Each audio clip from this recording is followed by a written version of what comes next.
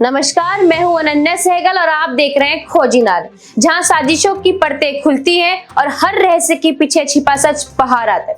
आज हम बात कर रहे हैं एक ऐसे हादसे की जिसने सिर्फ आसमान नहीं बल्कि इंसानियत की आत्मा को भी झंझोड़कर रख दिया। जी हाँ, 12 जून 2025 की वो सुबह एक आम सी सुबह थी, लेकिन जैसे ही एयर इंडिया की फ्लाइट AI-171 ने अहमदाबाद में लंदन के लिए टेक ऑफ किया, सब कुछ बदल गया। बोइंग 787 ड्रीमलाइनर, जो अपनी तकनीकी मजबूती और सुरक्षा के लिए जाना जाता है, महज कुछ मिनटों में एक इमारत से जा टकराया। 275 लोग सवार थे, 241 यात्री, 18 क्रू मेंबर और अब तक मिली जानकारी के अनुसार सिर्फ एक व्यक्ति जिंदा बचा। क्या ये सिर्फ एक हादसा था या फिर कोई ऐसी खतरनाक खेल जिसकी पटकथा कहीं और लिखी गई थी? क्या वाकई एक दुर्घटना थी या किसी बड़ी साजिश की शुरुआत? हादसे के तुरंत बाद ब्लैक बॉक्स रिकवर किया गया, वह रहस्यमय डिवाइस जो हर पल, हर शब्द, हर डेटा को रिकॉर्ड करता है। और जब ब्लैक बॉक्स का मुंह खुला तो उसमें दबी चीखें, कपकपाती आवाजें और तकनीकी गड़बड़ियों की एक गूंजती हुई गवाही निकली। फ्लाइट डाटा रिकॉर्डर ने दिखाया कि टेक ऑफ के ठीक बाद दोनों इंजन लगभग एक साथ बंद हो गए। दोनों इंजन, वो भी एक साथ। विशेषज्ञ चौंक गए। ऐसा मुमकिन नहीं जब तक कि कोई जानबूझकर ऐसा ना करे। RAT सिस्टम यानी रैम एयर टरबाइन, जो सिर्फ उस वक्त एक्टिवेट होता है जब जहाज की सारी पावर फेल हो जाए, वह एक्टिव हो चुका था, यानी ये एक पूर्ण विद्युत विफलता थी। सवाल उठता है, इतनी परिष्कृत तकनीक के साथ, इतने बैकअप सिस्टम के बावजूद पूरा सिस्टम एक साथ कैसे बैठ गया? क्या ये एक साइबर हमला था या फिर कोई अंदरूनी हाथ? फ्यूल को लेकर जो रिपोर्ट सामने आ रही है वो और भी डराने वाली है।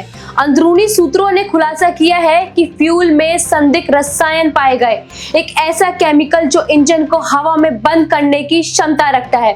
फ्यूल भरने वाली कंपनी सेलेबी एविएशन के खिलाफ पहले से ही दर्ज कई शिकायतें अब फिर से खंगाली जा रही हैं। सवाल यही है, क्या किसी ने जानबूझकर उस विमान को उड़ने से पहले ही मौत की ओर ढकेल दिया?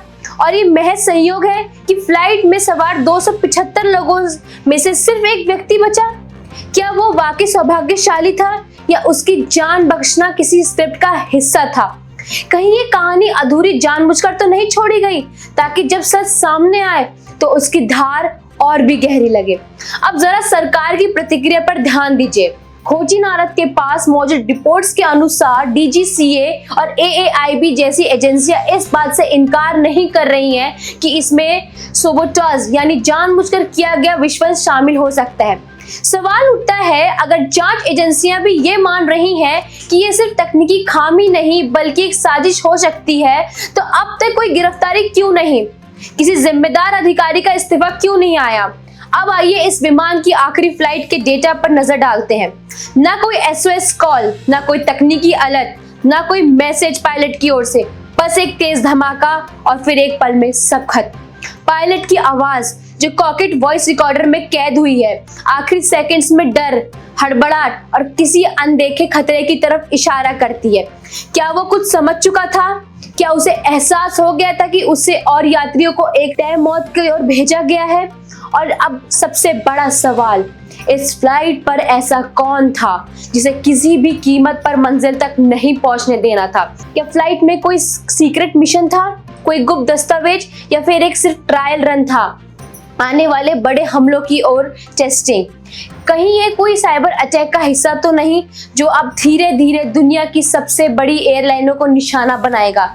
हर सुराग, हर बयान, हर देरी यही चीख चीख कर कह रही है कि ये सिर्फ एक हादसा नहीं था, ये एक सुनियोजित, खतरनाक और खामोश साजिश थी जिसकी जड़ें बहुत गहरी और बहुत ऊपर तक जाती हैं। और जब तक इन जड़ों को काटा नहीं जाता तब तक ऐसे हादसे होते रहेंगे और हम बस जांच जारी है, सुनते रहेंगे। ब्लैक बॉक्स से डेटा रिकवरी आज के तकनीकी युग में एक हफ्ते से ज्यादा नहीं लगती, फिर 3 महीने क्यों? क्या डेटा को मॉडिफाई किया जा रहा है? क्या आवाजों को काटा जा रहा है या फिर उन रिकॉर्डिंग्स में ऐसा कुछ है जो बाहर आ गया तो सत्ता की नींव हिल जाएगी? खोजी नारद की टीम अब भी जुटी है इस राज के हर उस ताले को खोलने में जिसके पीछे छुपा है एक ऐसा सच जो सामने आया तो ना जाने कितनी कुर्सियां हिलेंगी और कितने चेहरे बेनकाब होंगे। ये सिर्फ विमान की गिरावट नहीं थी, ये सिस्टम के गिरने की शुरुआत हो सकती है। और याद रखिए, जब तक सब सामने नहीं आता तब तक हर चुप्पी एक साजिश होती है। मैं हूं अनन्या सहगल और आप देख रहे थे खोजी नारद, जहां हम सवाल उठाते हैं, जवाब नहीं घबराते। सच को सामने लाना हमारा काम है, चाहे उसकी कीमत कोई भी हो।